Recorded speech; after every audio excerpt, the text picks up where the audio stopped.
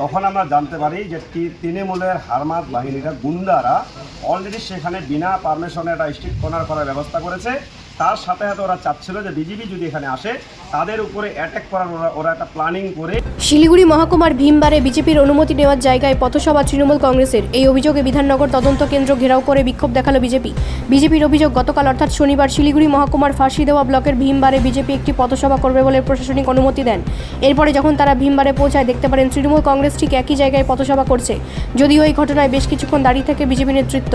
পরবর্তীতে বিজেপির নেতাকর্মী সমর্থকেরা উত্তেজিত হয়ে বিধাননগর তদন্ত কেন্দ্র গিয়ে ঘেরাও উপরে বিক্ষোভ দেখাতে থাকেন। প্রায় 1 ঘন্টা বিক্ষোভ চলে।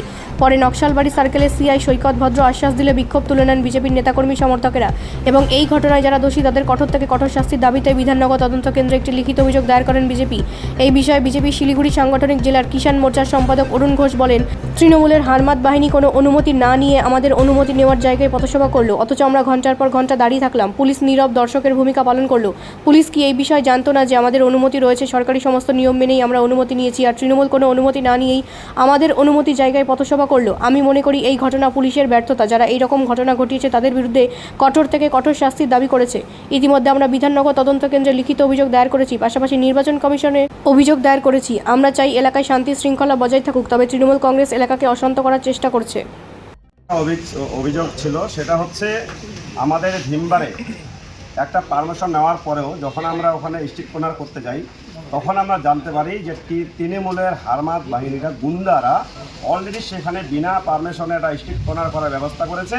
তার সাথে সাথে ওরা চাচ্ছিল যে বিজেপি যদি এখানে আসে তাদের উপরে অ্যাটাক করার ওরা একটা প্ল্যানিং করেই বিনা পারমিশনে ওরা ওই জায়গাটা স্ট্রিট কর্নার করছিল। কিন্তু আমার বক্তব্য হচ্ছে যে এই পুলিশ প্রশাসনের যে আইবি আছে, ইন্টেলিজেন্ট ব্যুরো আছে, কিংবা এই থানার ওসি আছে, যারা ইলেকশন কমিশনাররা কাজ করছেন, এসটিএফ কিংবা যেই ডিপার্টমেন্টে কাজ করুন না, তারা এসে কেন বাধা দিল না? যখন ভারতীয় জনতা পার্টি কোথাও কোনো প্রোগ্রাম করে 1 মিনিট খরচ হলে পরে বলে দেয় যে আপনাদের 1 মিনিট খরচ হলে পরে আমরা এটা লিগাল অ্যাকশন নেব, তাহলে আজকে যেখানে টিএমসি 3 ঘন্টা স্ট্রিট কর্নার করার পরেও আমরা জানতে পারছি থানার ওসির কাছে কোনো রিপোর্ট নাই, থানার কাছে কোনো ইনফরমেশন নেই। তার মানেটা কি? বিধাননগরটাকে গঙ্গার জলে ভাসিয়ে দিয়েছে, যেখানে পুলিশ প্রশাসন বলে কিছু নাই, এখানে আইন বলে কিছু নাই। আর আমরা যদি আজকে স্ট্রিট কর্নার করতে যেতাম আর যদি কোনো ঝামেলা হতো তখন এই পুলিশ প্রশাসন, এই টিএমসির দালাল পুলিশ, এরাই তখন বলতো যে ভারতীয় জনতা পার্টি গিয়ে ওখানে বদমাশি করছিল।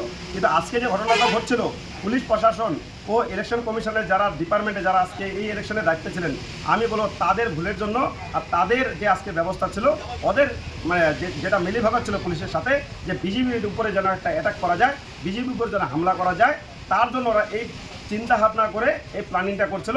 কিন্তু আমরা ওখানে ঝুট ঝামেলা করতে না গিয়ে আমরা সিধা থানায় আসি। থানাতে এসে যখন আমরা ওসিকে বলি, ওসির 3 ঘন্টা হয়ে যায়, তারপরেও জানতে পারে না যে ওনার এলাকাতে এত বড় একটা ঘটনা ঘটছে। আপনারা কি ইলেকশন কমিশনের লিখিত অভিযোগ করবেন? বা লিখিত যা আমাদের যেটা সুবিধা অ্যাপ আছে, সুবিধা অ্যাপে তো কমপ্লেন করাই হবে। আমাদের লিগ্যাল সেল আছে, তারাও তাদের ডিউটি পালন করছে। আমরা যেটা থানাতে লিখিত দিলাম সেটাও আমরা দিলাম। আমাদের যেখানে যেখানে যা যা স্টেপ নেওয়ার 1 ইঞ্চি আমরা ছাড়বো না। যদি টিএমসি মনে করে যে বিজেপিকে এইভাবে ভয় দেখিয়ে কিছু হারমাত বাহিনীকে নিয়ে ওই হাটের মাঝখানটা লুকিয়ে রেখে বিজেপিকে আটকানো যাবে, আমি বলে দিচ্ছি বিজেপিকে আটকানো যাবে না।